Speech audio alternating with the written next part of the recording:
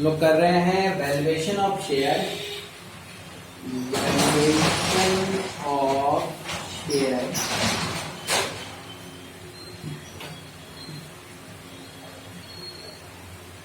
Under earning method.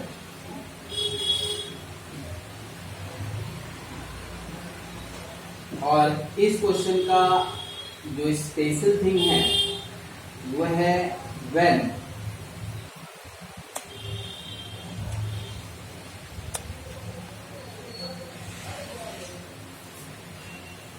Price earning ratio is given in the question. Price earning ratio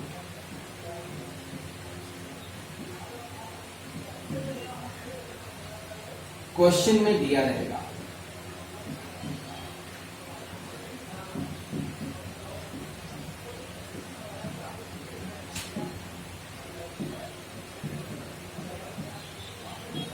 जब भी ऐसा कोई question मिले जिसमें प्राइस अर्निंग रेशियो आपके क्वेश्चन में दिया हुआ है, वहां पर हम लोग अर्निंग मेथड से वैल्यू पर शेयर का कैलकुलेशन जो करेंगे उसका फॉर्मूला थोड़ा सा चेंज होगा।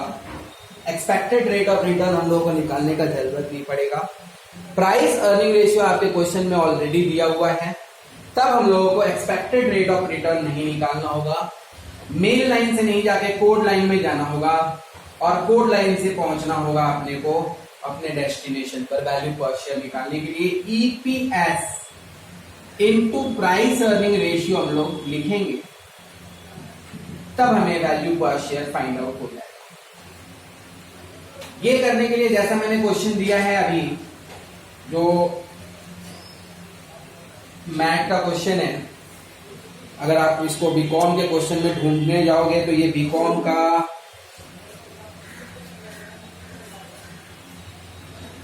बीकॉम के जो क्वेश्चन होंगे, ये अगर कैलकाटा यूनिवर्सिटी के बीकॉम में कौन से ईयर में आया हुआ है मैं आपको 2 मिनट में बताऊं।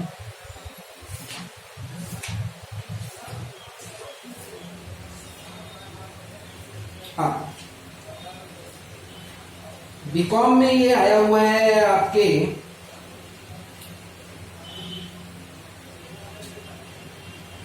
2011 में इस टाइप के सम्स आए हुए हैं।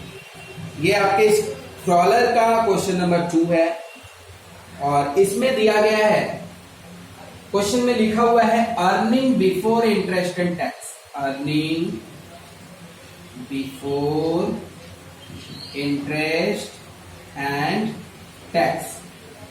Earning before interest and tax question में 6 लाख रुपया दिया हुआ है। स्क्रीनशॉट भेज देते हैं आपको क्वेश्चन का, आप लोग यहां से देख भी सकते हो। इसको आप नोट डाउन भी कर सकते हो बाद में। क्वेश्चन में लिखा हुआ है नीचे earning before interest and tax. Earning before interest and tax 6 lakh रुपया है। इसके बाद इनकम टैक्स रेट इसमें 45% है। और जैसा मैंने बताया था कि प्राइस अर्निंग रेशियो क्वेश्चन में आपके दिए रहेंगे। आपके प्राइस अर्निंग रेशियो देखो दिया हुआ है यहाँ पे 9 है और ऊपर सारे डिटेल्स है कंपनी के पास कैपिटल स्ट्रक्चर्स का। 5 lakh equity share preference share है, 8 लाख 10 ईच करके मतलब 80,000 नंबर ऑफ इक्विटी शेयर्स है। रिजर्व एंड सरप्लस है 10% डिवेंचर्स है, 11% टर्म लोन है। 11% टर्म लोन है, मतलब 2 इंटरेस्ट वाला टॉपिक है, एक डिवेंचर्स है और एक टर्म लोन है। ये पाने के बाद earning before interest and tax हमारा 6 लाख है। अगर बिफोर इंटरेस्ट एंड टैक्स, इसको हम लोग प्यार से EBIT कहते हैं, earning before interest and tax. इसके बाद आप इसमें से लेस करेंगे इंटरेस्ट।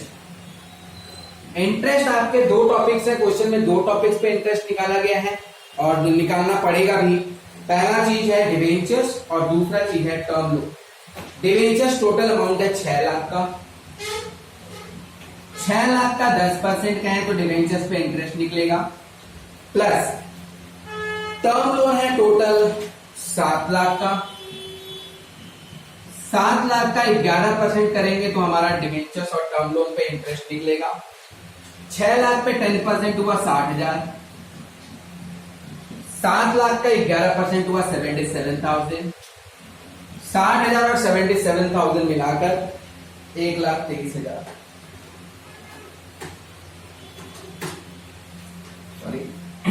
1,37,000 आपके इंटरेस्ट हो गए। 6 लाख में से आप इंटरेस्ट को लेस करेंगे, 6 लाख में से आप इंटरेस्ट को लेस करेंगे, तब आपको 4,63,000 का जो प्रॉफिट आएगा। EBITC में से इंटरेस्ट आप हट गया। इंटरेस्ट हट जाने के बाद आपके पास यहाँ पे हम लोग जो कहेंगे, इसको हम लोग कहेंगे अर्निंग बिफोर टैक्स। प्यार से हम लोग EBT कहते हैं। EBT कहने का मतलब आपको टैक्स लेस करना है। इसमें से हम लोग लेस करेंगे टैक्स लेस करेंगे एट द रेट ऑफ 45%। 45% किस अमाउंट का? 463,000 का 45%। 463,000 का 45% आप निकालिए का 45%, तो आया 208,350। माइनस करने के बाद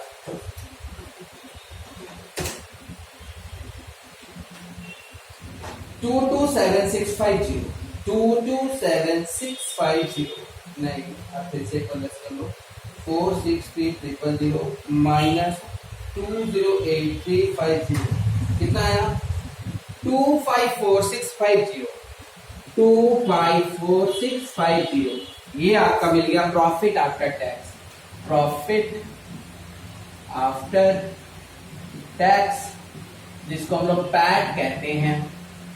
पैट आ जाने के बाद जो हमारा कजन भाई है, जिसको हम लोग कहते हैं बार बार प्रीफरेंस शेयर होल्डर्स, जो है प्रीफरेंस शेयर होल्डर्स को आपको पेमेंट देना होता है। उनका एक फिक्स परसेंटेज होता है, कुछ दान दक्षिणा, मतलब वो फिक्स परसेंटेज हो गया प्रीफरेंस शेयर होल्डर्स का।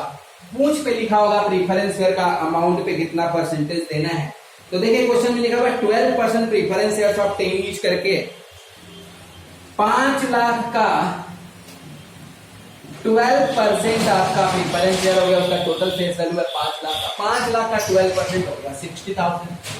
60,000 को लेस कर देने के बाद इसमें से 60,000 लेस करेंगे तो 194,650 ये आपका आ गया profit available for equity share holder. Profit available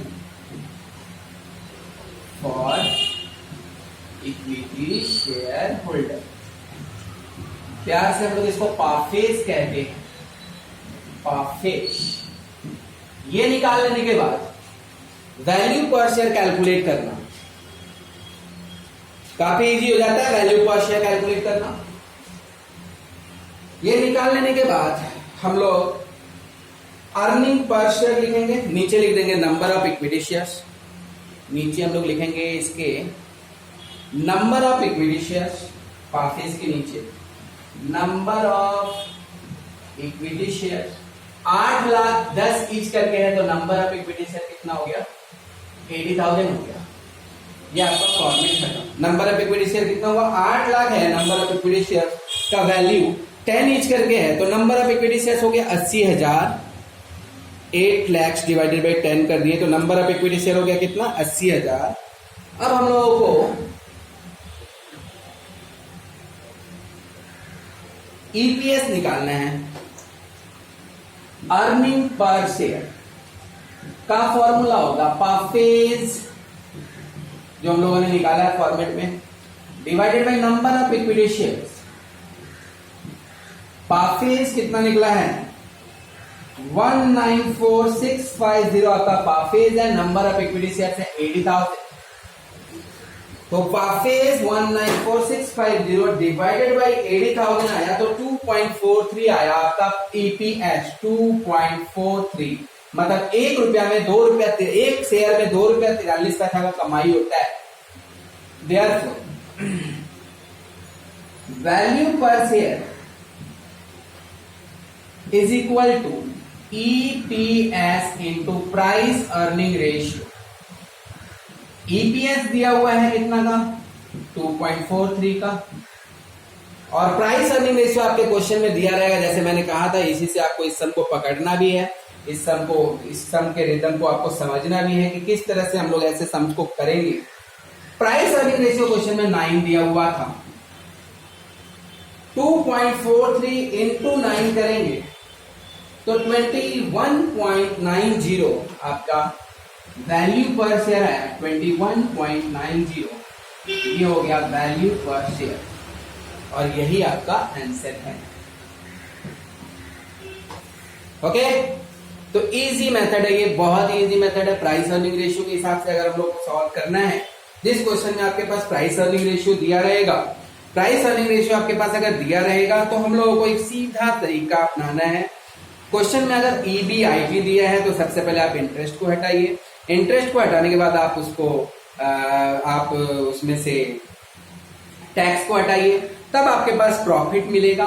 ये प्रॉफिट आपको तमाम प्रॉफिट होगा दोनों शेयर होल्डर्स के लिए। दो तरह के शेयर्स होते हैं, इसमें से आप प्रेफरेंस शेयर का जो फिक्स परसेंटेज देगा उसको माइनस करिए।